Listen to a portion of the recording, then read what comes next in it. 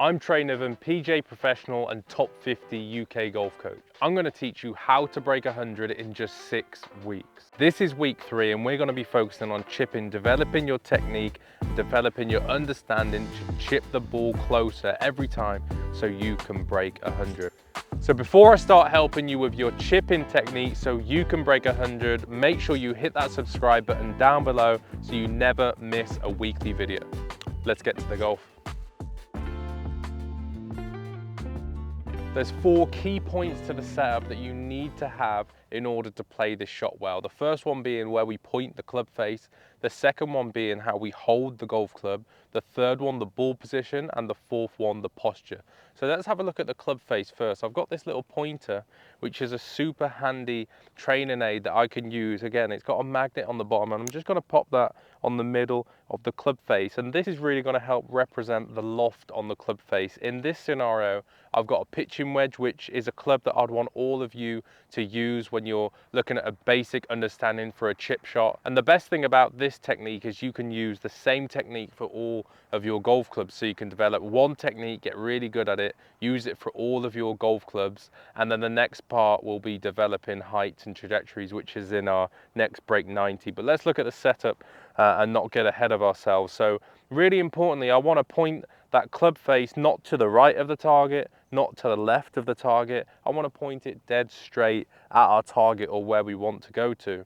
Remember, if there's break on the green, then you're going to have to take that into account. There's a little bit of left to right break in this shot, so I might just want to aim this pointer a little bit left of that target. This is so important because as clubs start getting lofted, it's really disorienting to the eyes to actually see where this loft is pointing. Remember, it's not always the club face and where the club face is pointing in the bottom groove, but actually the loft. So you can see this pointer is on an angle, and just having that angle there really helps me point this club face exactly where I want the ball to go. So next, looking at where we actually want to hold the golf club for this type of shot. Now, we're not making any adjustments here to the grip. I just want to take these hands and put them in the middle of the grip, just like we was for the pitching in week 2, which if you haven't watched week 2, make sure you head over to watch that video where you can learn everything about pitching. But the hands are right in the middle of the grip. A lot of people tell you to get them right at the bottom, but for me that changes posture a little bit too much. I want to talk about posture in point 4, but right in the middle of the grip is where we're going to hold these hands. Now, distance from the ball and where to put it in between our feet. Now, again, I like the ball position to be right in the middle of the feet. You can see my feet are much narrower for this type of shot. Remember, full swing, we're here because we want to create power. The pitching action was a little bit further in, and now the chipping action is even closer together. So I like to get just one club head width now between the feet to get my correct distance between both feet so I can create the right strike and the right consistency of doing this with the feet being a bit close together. For me, this just helps me keep my pressure in one point, as opposed to if they were too wide, my mass and my pressure can move right and left far too easily. So much closer together and much more left on that lead left foot. I actually like to get closer to the ball, so you can see I'm actually quite close to this golf ball, maybe only a shoe between where my lead left toe is and the golf ball is, so much closer.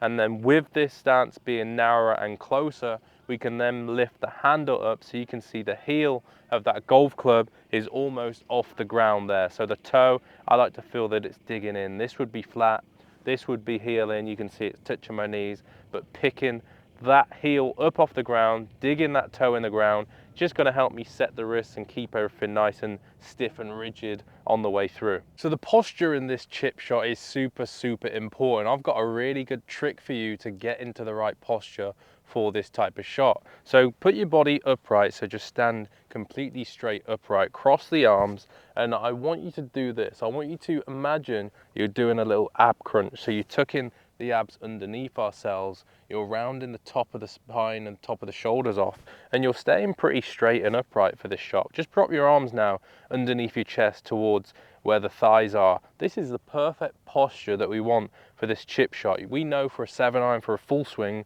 we need to be over the ball, weight balance between our feet, and the chest now is almost at that 45-degree angle relative to the floor. But for this chip shot, we're a lot more upright, and this is just to keep everything And this is just to keep everything above the ground.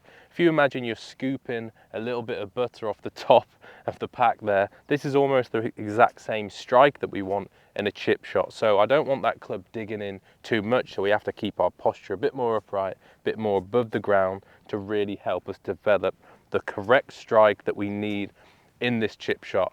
Let's look at what we need to do in the swing, a few things that you can feel to make sure we get the right strike on this golf ball that goes the right distance so we can limit the damage, hit the green every time, and help you break 100. So once you're set up to the golf ball correctly for a chip shot, it's then time to pull the trigger. So I'm just going to play a shot now and you watch it back and tell me what you think of the action. Maybe jot down some notes and compare this type of swing, how it's different to the pitching action as opposed to the full swing. So let's give it a go. So a club between the feet. I'm going to go down the grip. I'm going to go rounded with the posture. I'm just going to dig the toe down. And lastly, I'm going to push the weight left with the hands forwards a little bit. Right, let's give this one a go. Perfect. So got the strike. You can see the ball landed on the green and it rolled out just short of the flag. Let's give it one more go now. So same technique, left. Perfect. So if you didn't notice, this is the only shot that's different to all the other ones that you've learned in week 1 and 2, where my wrists aren't really hinging in the golf swing. So explaining the hinge is basically how could you make the golf club go up and down without raising the arms, just from a kind of in front of you perspective like this. So if I have none of that now, the wrists and the arms have to stay much stiffer here. So you can see as I'm moving back and through, everything is staying pretty stiff and rigid. There's definitely no wrist break. There's no wrist break because as soon as I add wrist into this swing, then I'm creating a lot of speed. And in this shot, we don't want speed again, we want control. So everything's staying pretty stiff and steady with the arms and the wrists. So as the arms stay relatively stiff and rigid along with the wrists, how does the body now move in this action to make this work?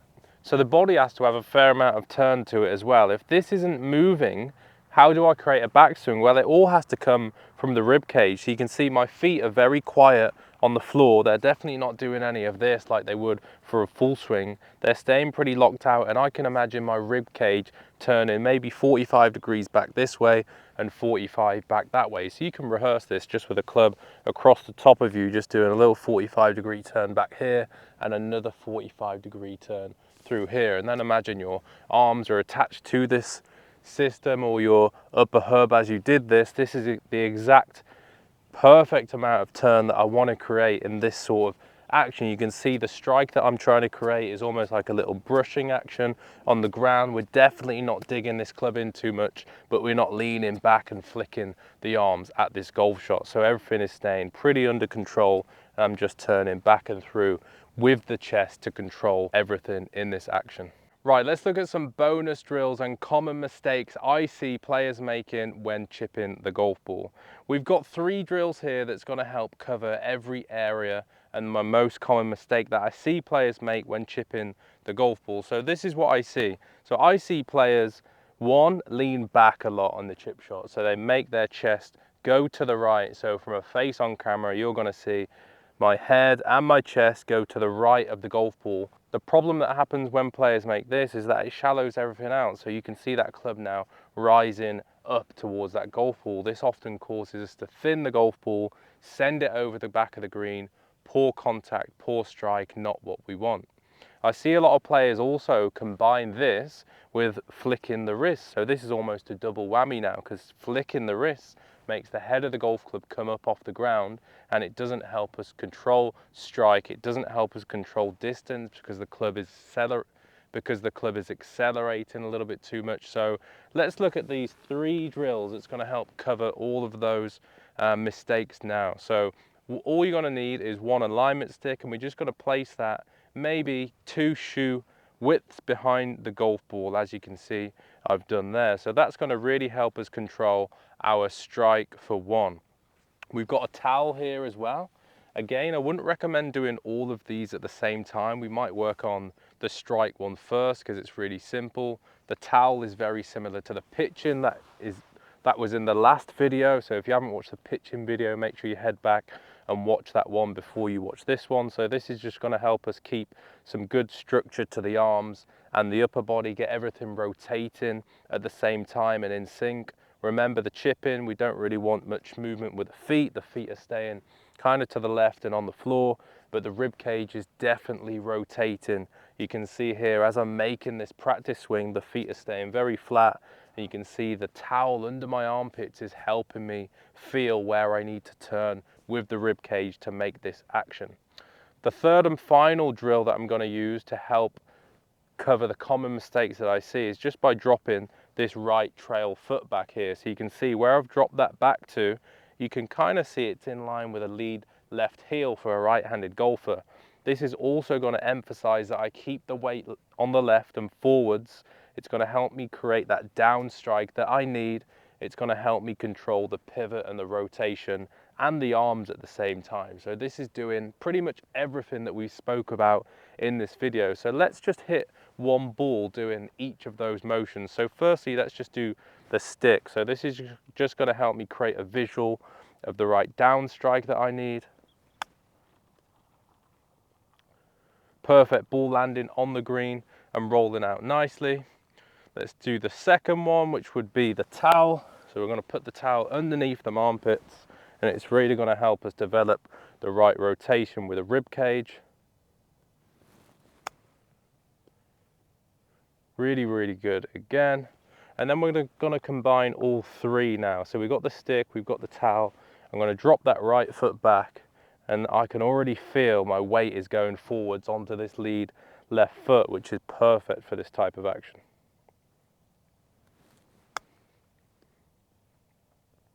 Perfect, so all three drills in there are really going to help us control strike, create the right motion, create the right arm movement, and do everything we can possibly do to help chip the golf ball better.